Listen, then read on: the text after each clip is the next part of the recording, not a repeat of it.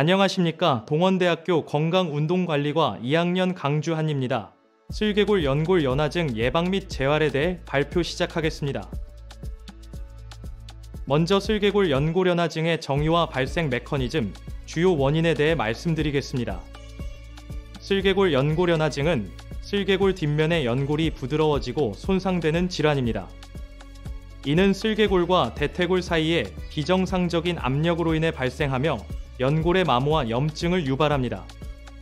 주요 위험 요인에는 과도한 운동이나 무릎 사용, 부적절한 자세나 걸음걸이, 하지 정렬의 이상, 근력 불균형, 특히 대퇴사두근의 약화, 과체중 또는 비만, 유전적 요인 등이 있겠습니다. 과거에는 연세가 있으신 어르신들께 주로 발병했었다면 최근에는 젊은 층에서의 발병이 상당히 증가되었습니다. 그 원인으로는 과거에 비해 운동 부족, 스마트폰 과다 사용으로 인한 자세 불량, 과도한 다이어트와 영양 불균형, 다양한 스포츠 활동 참여 증가 등을 꼽을 수 있겠습니다. 건강보험심사평가원의 통계에 따르면 연골 연화증 발병률이 최근 5년간 연간 10만 명 이상 증가하였고, 그중 20대와 30대 젊은 층의 환자 비율이 높아졌다는 것을 알 수 있습니다. 주요 증상으로는 무릎 앞쪽의 통증, 특히 계단 오르내리거나 쪼그려 앉을 때, 무릎을 구부리거나 펼 때 뚝뚝 소리 발생, 장시간 앉아있은 후 무릎 뻣뻣함, 무릎이 불안정하거나 꺾이는 느낌 등이 있겠습니다. 진단 방법으로는 의사 진찰, 엑스레이 검사, MRI 검사가 있겠으며 의사의 전문적인 진찰과 함께 다양한 검사 방법이 사용됩니다. 다음은 예방 방법입니다. 무릎에 과도한 부담을 주는 자세 피하기, 장시간 쪼그려 앉기 자제 등 올바른 자세를 유지해야 하고, 적절한 운동 습관으로 무릎 주변의 근육들을 강화하고, 과체중은 무릎에 상당한 부담을 주므로 건강한 식습관과 규칙적인 운동으로 체중 관리를 해주는 것이 중요합니다. 또 충격 흡수가 잘 되는 운동화를 선택하고 굽이 높은 신발은 피하며 본인 발에 맞는 신발 선택 또한 중요합니다.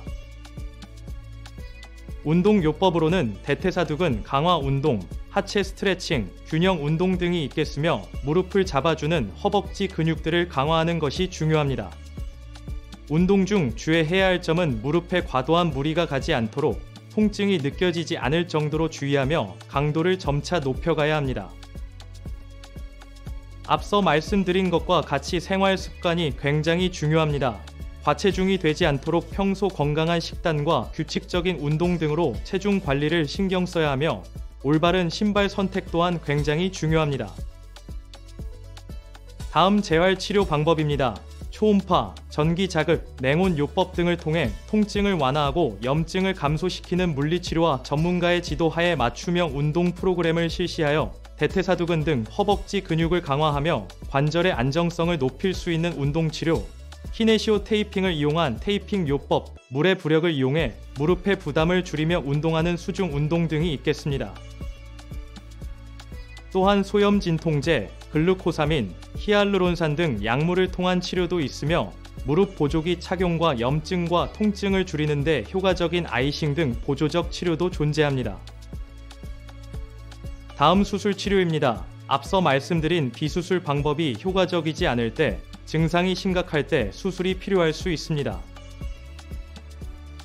수술 종류에는 3가지가 있으며 첫 번째로 최소 침습적인 방법으로 손상된 연골을 제거하거나 다듬는 수술인 관절경 수술, 두 번째 심각하게 손상된 연골을 건강한 연골로 대체하는 수술인 연골 이식술, 마지막으로 무릎의 정렬을 교정하여 손상된 부위의 압력을 줄여주는 절골술이 있겠습니다.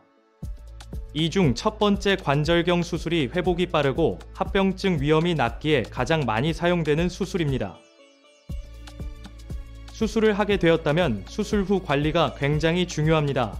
초기에는 충분한 휴식과 얼음찜질로 통증과 부기를 관리하며 의사의 지시에 따라 점진적으로 관절 가동 범위 운동과 근력 강화 운동을 시작해야 하고 재활 과정을 철저히 따르는 것이 빠른 회복과 재발 방지에 중요합니다.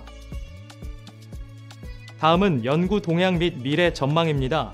지방 줄기세포를 이용한 연골재생 시술이 퇴행성 관절염, 슬개골, 연골, 연화증 치료에 효과적인 것이 밝혀지고 있으며 저강도 초음파 기술을 활용한 연골 세포대사 활성화 연구, 환자 개개인의 상태에 맞는 맞춤형 진단과 치료 방법의 개발, 인공지능을 활용한 정확한 진단과 최적의 방법 선택에 대한 연구, 질병 발생 후 치료보다는 예방 중심의 접근법 연구, 조기 진단과 예방 프로그램 개발 등이 활발히 진행되고 있어 추후 치료 효과의 향상과 치료 가능성, 치료 정확도 등을 기대할 수 있습니다.